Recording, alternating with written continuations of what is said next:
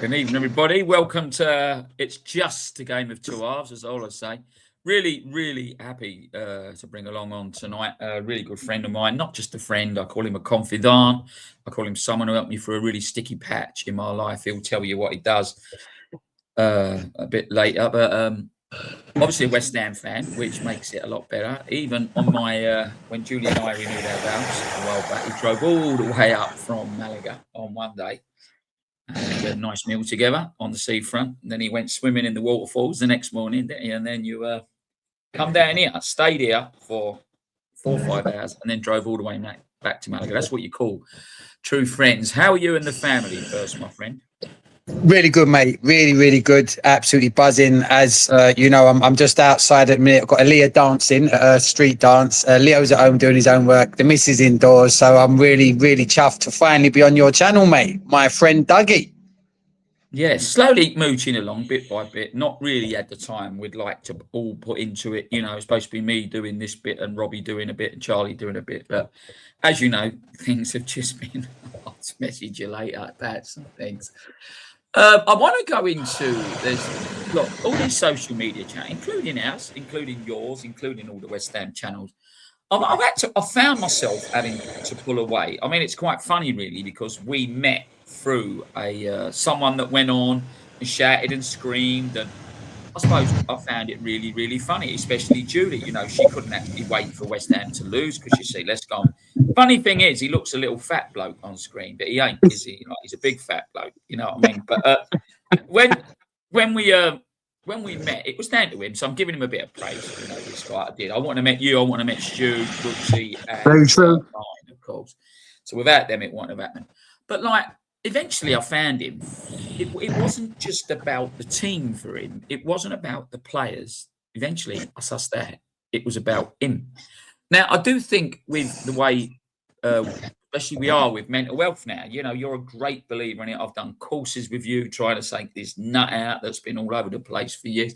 What I'm trying to get at, James, is do you think this constant ban, you know, of criticism that the players are getting, especially when they use, I'm going to pull you on this one, like you can answer me as you go along. For quite a long time, you went on about Souček, and I always said to you, look, he was not the greatest of players. He's there for West Ham. He gives his heart for West Ham. His kids play football over at Hackney Marshes, along with Sue Fowles at the time. He got what we talk about West Ham. You're a great believer of the West Ham way. You're a great believer in how we should play. But more than anything, if the players ain't good enough, play for that badge. Play for that badge. Because all them people that have gone over there have earned their money all week to pay for a ticket to come and see you. So do you think these YouTube channels, you know, with Sky, I've got cameras here, there and everywhere now. You've got ESPN, they do 2 hours after the game, looking at every tiny little incident. The players have got the Mal Black bras on that shows them how far they run now and if they're trying or not. Do you think what goes in the newspapers, basically, and all that goes on these channels, if the players find out a bit, do you think it damages them psychologically, or are they trained to ignore it? Right. So, first and foremost, the time that we're living in now, because you just said newspapers. So back in our day, it was just newspapers, which are not. They're not live and interactive. They're basically words in black and white, which of course they can be damning at times to players, but it's sort of in the paper, and it's whether you pick it up or not. You can, you know, you don't need to look at it. Now, social media, Twitter, YouTube, Facebook, X or whatever it's called, is like the problem is now is we know for definite that footballers nowadays, 100%, just like the generation of these days, they're on their phones all the time. That constant barrage, which some players get, and I'll address the Souček thing because you're absolutely right. And I was a complete knob. I was venting. I was looking for someone to blame, a scapegoat with Souček, but you're right in everything you said about him. But funny enough, I would put Souček as one of the new modern players that can take a bit of stick. Because the difference is now, mate, and I even see this with the kids here in Spain when they're like coaching football. I remember when we played football, if you dove on the floor, if you were shown to be sensitive, you got mullered. like you didn't. Whereas now it's a new breed, a new mental attitude towards football, which is a lot softer. It's a lot softer. It is a lot more, you know, people can argue about it's, is it better for players' mental health these days, the way that they're mollycoddled? But the thing is, we're living in a society now whereby, as a footballer, professional footballer, you're in obviously the starlight. People are, all eyes are on you. Every social media is at any point can target you, which you're going to engage with. It has to damage them mentally. It has to. There's no way, because, and that's just the way. Excuse me. That goes down to the human psyche. You know, I don't care who you are. If you continuously hear, you know, voices wherever you turn your phone on telling you you're shit, you're useless, you're this, you're that, it's got to affect you. It absolutely has. And the problem is these days, and you're right in highlighting the fact that you've got YouTube channels as well. And shout out to all the West Ham YouTube channels. It's not a judgment. Everyone's entitled to their own opinion. But in short, mate, it's not a maybe. It definitely affects today's players, because number one is, you know, I as you know, recently I went over back to the UK. I sat down with Clyde Best. Now, you think what that man stood up to, right? In the terrace, you know, that not like there was no social media back then. He was getting it at him every single game about the colour of his skin. But look how he dealt with it. It was a different caliber of football player back then in comparison to what it is now, mate. So yes, it definitely affects players' mental health, 100%. Yeah, look, I do agree with you. I mean, we talk about the newspapers. We're in Spain, by the way, both James and I. And there is a newspaper called La Marca, right, which is dedicated to sport. Now, the first 15 pages on most days, it's a daily broadcast in the newspaper, is dedicated to football. So let me tell you that they get donkeys of the week put in there, and they get loads of different things. So the newspapers over here, I don't so much know about the UK anymore, because, you know, I don't, but it's massive over here. What I'm finding is with, you know, I don't know, like if I watch a game of football, right?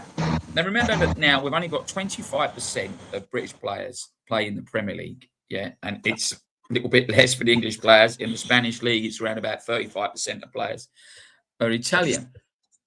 And I think what you've said about if you dive, etc., that culture's in. That culture's in now. It started off with the South Americans. If the Italians were winning, I call them the masters of the dark arts. A few seasons ago, we had it with Thomas Frank, with Brentford. You know, they knew how to waste time. They knew how to lay on the floor. Believe it or not, the person that literally understood it from the bottom to the top, what to do, was Jose Mourinho. You know, if one player went down, you know, and he knew he was injured, he would signal. He'd have signals that another one had to go down, so the game has to be stopped. You know, he'd get them if they got hit in the chest. He'd get them holding their head, everything. And I do think you're right about that. But like what I'm trying to say is, what I'm trying to get at more, if I'm not getting it out, that the criticism and the structure of the way everything is designed now to look at everything, even the referees, mate. You know, we've got referees that used to referee games, yeah.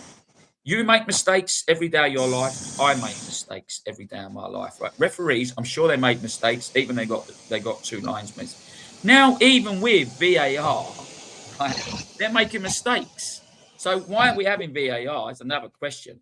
But what? It's just analysed and analysed and analysed. And what Sky brought to sports programs, I like F1. You know, I'm a great, you know, I love F1, Formula One. It's like football. I love it. But now it's getting overanalyzed. And I do think it, like you say, it damages the players, especially the younger players. You know, we've got a younger lad that we wanted him to come through at West Ham, young Freddie Potts. And his dad used to play for us, absolutely fantastic player, legend, still there, coaching the club. And we expected too much of him. I don't know if the pressure got too much for him. He played well at the beginning. Now he's seen he's lost his confidence. But I do think at some point or other, the clubs are going to have to employ people like yourself, psychologists, teach the players, listen, this is how you're going to have to deal with this, because now this is happening all the time. And especially if one person makes a mistake. I mean, Ollie Scholes. We had Ollie Scholes cried his eyes out. He'd give a ball away and there was a goal, right? It didn't matter what went on the other 89 minutes in that game that we lost. We lost because Ollie Scholes made one mistake. Name me one player that don't make a mistake in the team. And then he got absolutely smashed to pieces in this. He's not good enough. He's not good enough. Last season, we was all saying he should be in the team.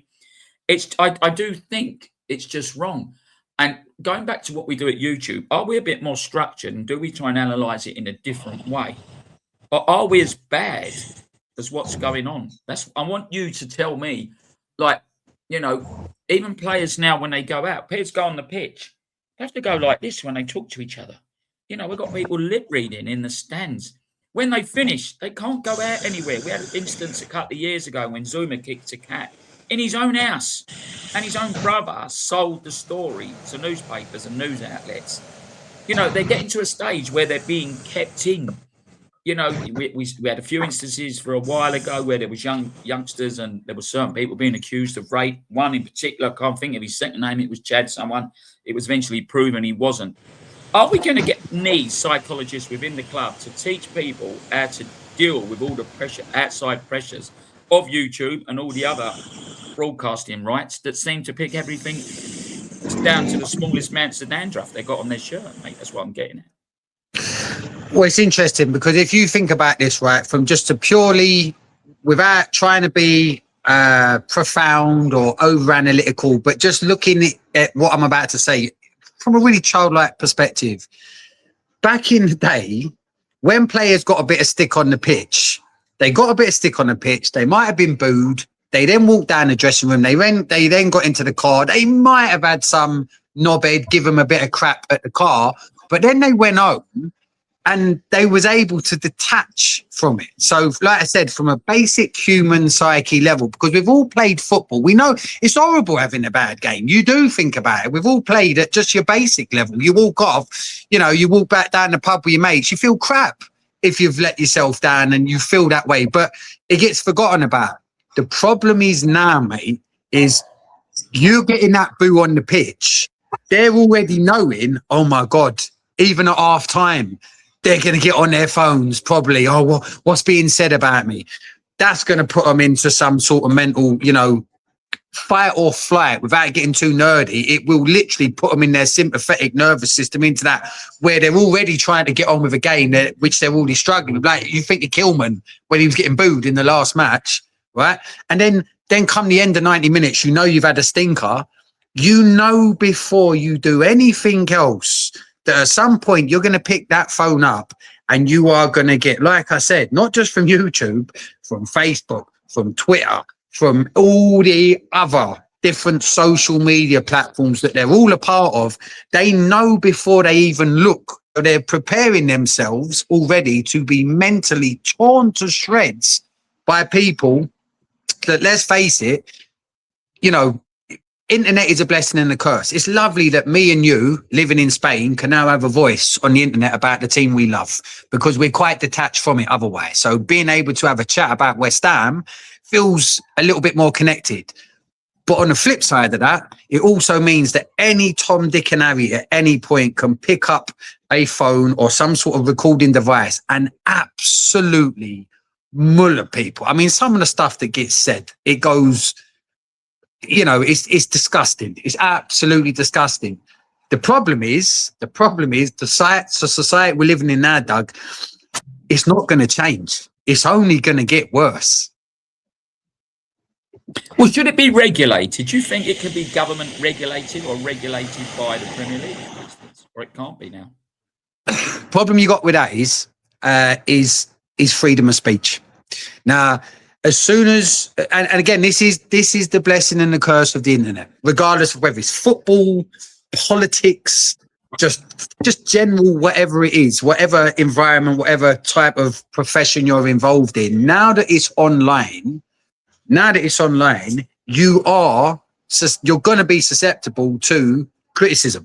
You can't help it. And to then, listen, I'm all for freedom of speech, but of course I'm against hate speech. But the problem is, unfortunately, the world we live in, that if you start denying people the right of saying stuff, regardless of how terrible it is, which I don't agree with, you then go down the route of basically, well, who's to govern that what Dougie just said might offend me, but Dougie didn't mean it in an offensive way. Or then Dougie, you need to get banned. You need to get copyright striked and all the rest of it.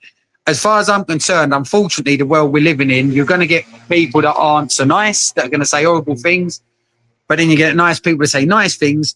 Who's to govern? You said about who governs it. Well, who could possibly govern, come into YouTube and start governing YouTube for what people can and can't say about football players? That, in fairness, Doug, on the flip side, these players, when it's all going well, they're quite happy to walk into that starlight and take all the praise as well. Do you know what I mean? It is a bit of a, yes, it's a difficult one. Yeah, I understand what you're saying. So how do we help the players then? What should the clubs be doing when they come through? So they come through the youth systems, you know, from about, I don't know, 14, 15, 16, 17, 18 to probably the younger ones are not going to get it. You're just going to get it off the other mums and dads on the sidelines, what we used to. But once you hit the highlights, especially the younger players, you know, we had Paul Allen playing a cup final at 17. You know, Wayne Rooney come on, scored a sensational goal against Arsenal at 17. This Lamine Yamal they've got is, you know, he's mega in the spotlight all the time. He's had some problems with Hansi Flick at the moment up there, the manager.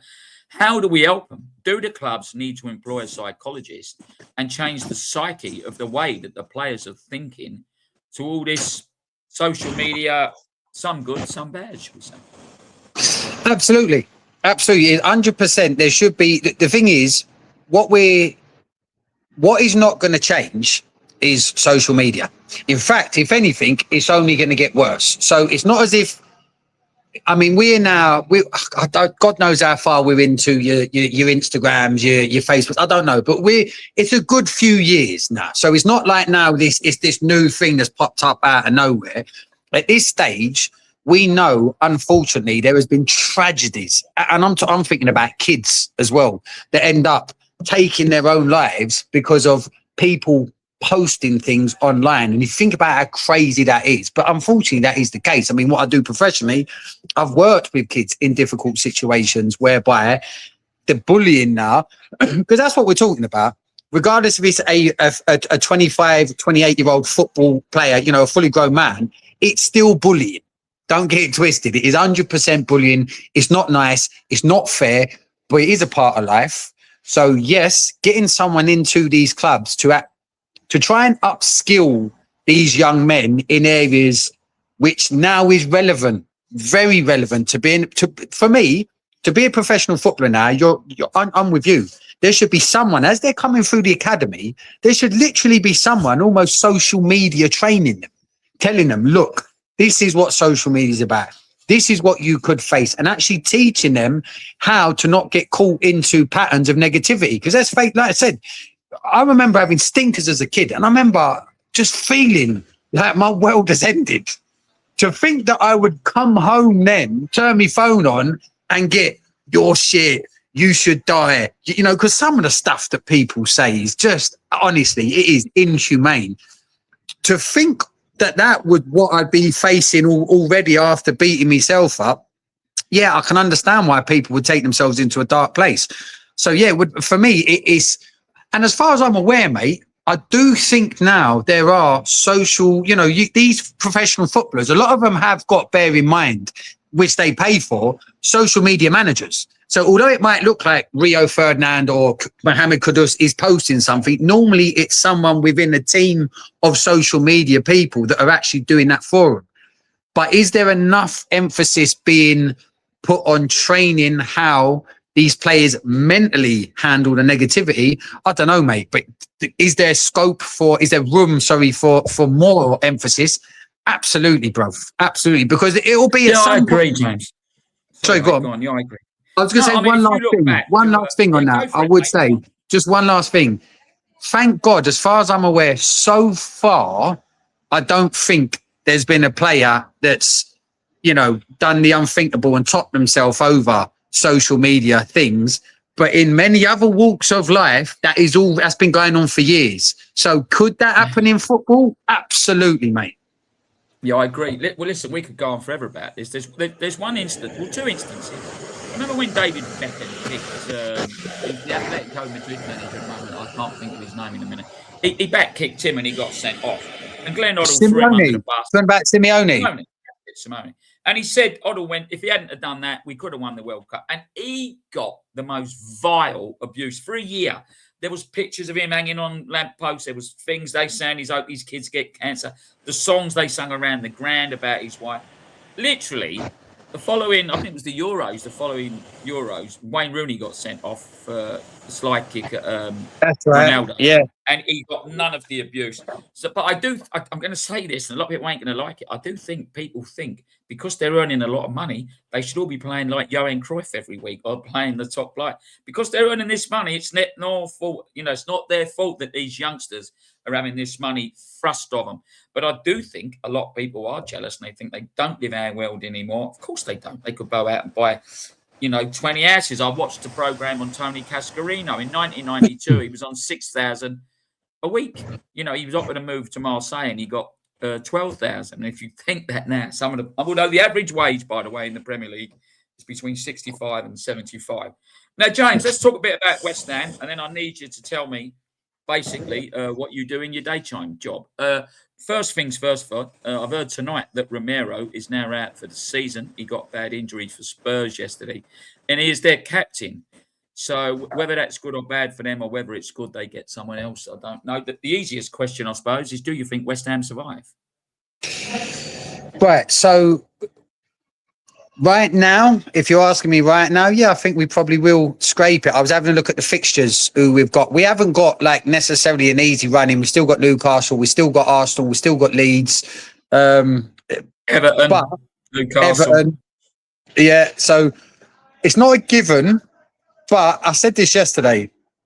I watched Expressions, the Tottenham fella, and there was a point in his video when he really broke down. He went, "It's out of our hands." That's what I can't stand about when West Ham are in a position where no matter what we do, it's not in our hands. We're now in a position where we've actually recuperated that. It's back in our hands now. We can now write our own destiny. Whereas before it was, what's Tottenham doing? What's Leeds doing? What's Leeds doing? So for me, I've got a sneaky feeling we probably will stay up, and I wouldn't be surprised if it was for the expense of Spurs. Mate, last season I got a really good Spurs fan, absolutely mad bad Spurs fan. It's a bit like Stu, that sort of a Spurs fan. Do you know what I mean? Whereas you don't know Stu, it can be tell it as it is. And I said to him last year, I went, listen, whoever wins that European Cup, which they was in, Man United and Tottenham, you'll come to regret it because you both haven't got the squad to play 3-4 games a week, and the loser will benefit from it. And that'll be so bad. Look where we are now. Last season, it was pretty come up, never gone back down. One's probably gone down between West Ham, Man United, and Spurs. Now look where Man United are, only playing that one game. And look what's happened to Spurs. Whether that's the case, you look around Spurs, do you see the great players they had? That I always think I said this the other day, you need that one player that's going to gel you and push you forward. The Billy Bonds, do you know what I mean? The Kings, the Stevie Perryman they had years ago at Spurs, Johnny Hollins at Chelsea. And I do think now you are right. All West Ham need to do is match them. I spoke to a Leeds fan today. I've got loads of friends of Leeds fans. And I went, shut the bus up tonight. I went, you never lost anything to Spurs. So get a point, and it takes that further away. We can't do it. I remember we had, when we did it against Jose Mourinho, do you remember when Sam Allardyce was there? And he went mad, didn't he? We just sat there and we defended and he was the one who brought up round about the bus. Listen, I always say the league always shows the truth. At the moment, in any league, in any world, the team that have got the worst goal difference, believe it or not, now, except the Prem, are the three that go down. Now, I think Spurs, they're about 5 or 6 better off in the goal difference. I hope it don't come down to that. James, I know you got to pick your daughter up. Just tell everybody roughly what you do in the daytime. And if anyone's ever interested wanting to get in touch with James, let me know and I'll forward you his number. So in layman's, I'm really proud to say what I actually do, to be honest, is I help people help themselves. So I don't claim to help people. I claim to help people help themselves choose to feel happier about being themselves. Now that is a big umbrella of what falls underneath that. I mean, to put things in perspective, over the last 3.5 years, I've taken over 1,000 British service people, whether it be men or women, soldiers, through my coaching practice. I've taken, within the last 11 years this year, over 100 people with terminal forms of cancer through my coaching practice. I've taken kids. In fact, I've just started a new project out here in Spain called Growing Aware, which is all about showing kids how to help manage anxiety. And I'm just today starting a contract with the Gibraltar division of the British Army out here again in Spain. And my point is, what I do, it don't matter who you are, where you're from, what colour you are, what creed you are, whether you're a man, whether you're a woman, whether you got this, whether you got that. We're all human beings. And over the last 11 years, I've been on my own journey trying to get better within myself, and at the same time sharing what I've found to be a simple process, which obviously you're aware of. It's a 4-pillared process. I call it the 4 pillars, which in its delivery, I'm very proud to say, like I said, over the last 6 years especially, has been extremely successful and when I say success, I'm not talking about financial success. For me, the biggest success is when you get someone turn around and go, do you know what? Thanks very much, Jay, for helping me. And I go, actually, no, I didn't help you. I helped you help yourself. And they go, oh, yeah, you're right. That, for me, is something that I needed. I was in a very dark place myself 6 years ago. So that's now what I do professionally. I'm a coach. There's a lot more to what I've said, but without getting too nerdy with it, it's something that, just let that motorbike go past. It's something that I'm very proud to say is, it's a guaranteed set of tools to help people, as I said, help themselves in layman's. And that, for me, is the most important thing in life, is if you can actually help someone help themselves, then that is what help actually is. It's not what you take from it or patting myself on the back. My validation is when someone like you or Stuart, shout out to Stu, Pups, Brooksy, everyone that's been part of that journey that we all went on with my West Ham people, that all walked away feeling a bit better in themselves, thanks to the 4 pillars that I shared with you. So I'm not trying to be cryptic. I don't want to go into it. There's a lot more that we could go into, but it's not about that. In layman's, that's what I do. I help people to choose to feel happier about being themselves. That's it. Yeah, listen, he's underdoing himself here, guys. He ends up, I don't know how he gets up in the morning. He does take people to the end of their life in some of the times he's there with his cancer coaching. He does do breathing classes, which are absolutely amazing. I don't know whether I'm meditating or I'm falling asleep when I do your breathing classes, but let me tell you, it's the clearest my head ever is when I come out of one of these breathing classes. So if anyone is interested in doing what James does, you all know I've got that. I've had it on the page when I'm in there. I've only drunk water 3 days, and then he's doing another one in a couple of weeks' time. So if you would like to come on that fast and suffer like I will for 10 days, then get it. James, it's been absolutely fascinating. I know you've got to pick the door up. We should have got a longer slot, but let's hope we can do it. We'll do another one. We'll do a follow-up. We'll do it because it's a good subject. To be honest, what I'll do, because it is, as we were talking, I was looking at the clock thinking, oh, there's so much more I can say. So I'm going to we should do a part 2 of this, all right? And oh, by the way, it won't be live on this recording, but just bear in mind, Doug, in just over 6 minutes, we've got your podcast with me coming on today as well. So if you're watching this back, people, on the Game of Two Halves, just know that there's a podcast with me and Doug on what West Ham channel? That West Ham channel, whereby Doug gets to really offload something so important and something that genuinely affects over, and I actually looked at the statistics today,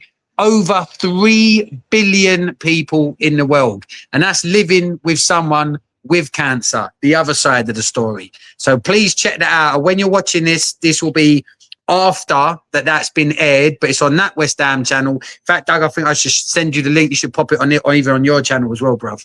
But mate, yeah, no, thanks, I love you, bruv. I really do. I genuinely mean it. Thanks for coming on.